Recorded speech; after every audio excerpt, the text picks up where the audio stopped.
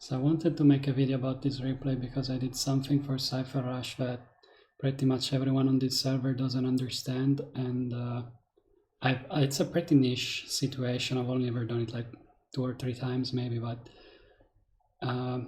yeah, so anyway, start of the match I'll just go through normally, I guess. We're looking at what the hunter does. So anyway, we start ciphers, right? And I notice I open my, everyone is pinging their cipher. So I open my minimap and I notice that we are all decoding in the same corner of the map.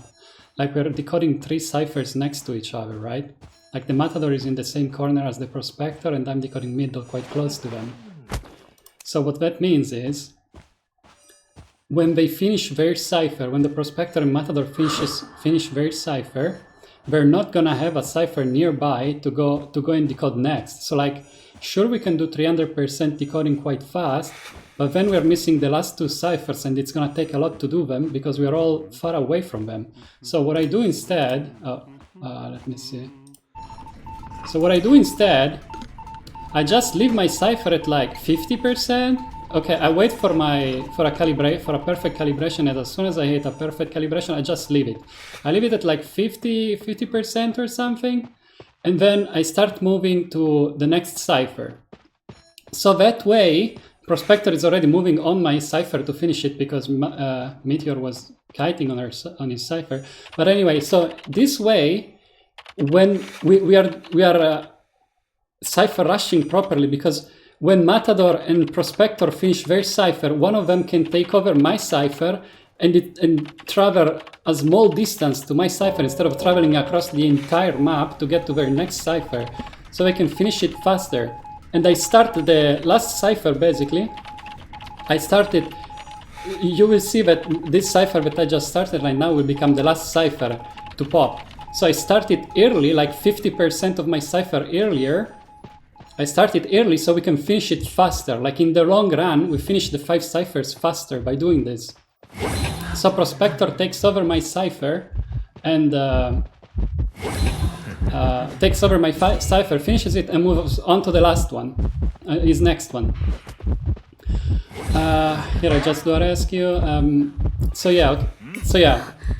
So that's the idea of bottleneck. The bottleneck, to win the game, you need to decode 5 ciphers. So it doesn't matter how fast you decode 3 or 4 ciphers, you need to decode 5. So if it takes you 3 minutes to decode 3 ciphers, but then it takes you 2 extra minutes to decode the last 2 ciphers, it took you 5 minutes to decode 5 ciphers, and that's what matters. The last cipher is the bottleneck. The last cipher is what needs to pop as fast as possible, not the first, the second, or the third cipher. You need to pop the last cipher as fast as possible. So me moving away from my middle cipher 50% of my cipher earlier made me decode this cipher at like 36%. I just pinged it. It basically gave me an advantage on the last cipher by 36%. So that when I finish this cipher, which is gonna be the last cipher, I'm like that 36% faster that I wouldn't otherwise have been if I just stayed on my cipher in middle and finished it.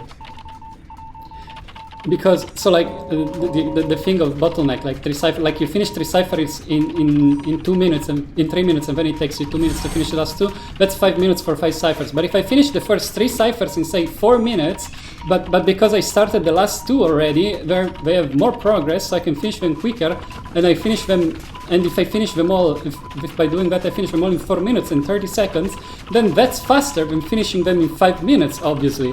Yes, your first 3 ciphers took longer, but if your last 2 take shorter, take less, then that's what matters, because the last cipher is the bottleneck. The concept of a bottleneck, I don't know how to explain it, but like the last cipher is what needs to pop the fastest. You don't need to pop 3 ciphers. You don't need to pop 4 ciphers. You need to pop 5. So you need to figure out, looking at the minimap is very important for this and nobody does it, but you need to figure out the cipher layout, what ciphers are you going to move to after the first 3, what cipher you're going to move to after you do your rescue. You need to figure out what 5 ciphers are you going to decode and when are you going to pop the last cipher. That's the important part. That's what matters for Cipher Rush, not your first 3 ciphers, not the first 2, the first 4, not the first 4 ciphers. If you pop 4 ciphers and then you're missing 100% decoding on your last cipher, that's dog shit cipher rush. That's terrible. You need the last 2 ciphers to pop nearly at the same time. That's how optimal cipher rush works.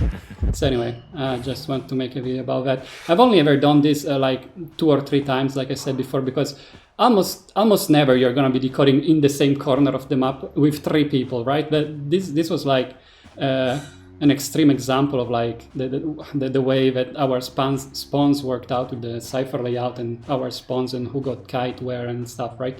But sometimes this happens and you need to recognize it, that if your 2 teammates don't have a next ciphers to go to, then your 4th and 5th ciphers are gonna be super slow, so you need to like give them, like move away from your cipher earlier so they can move to yours and you can already start the last cipher. You can already start it early so you can pop the last cipher early.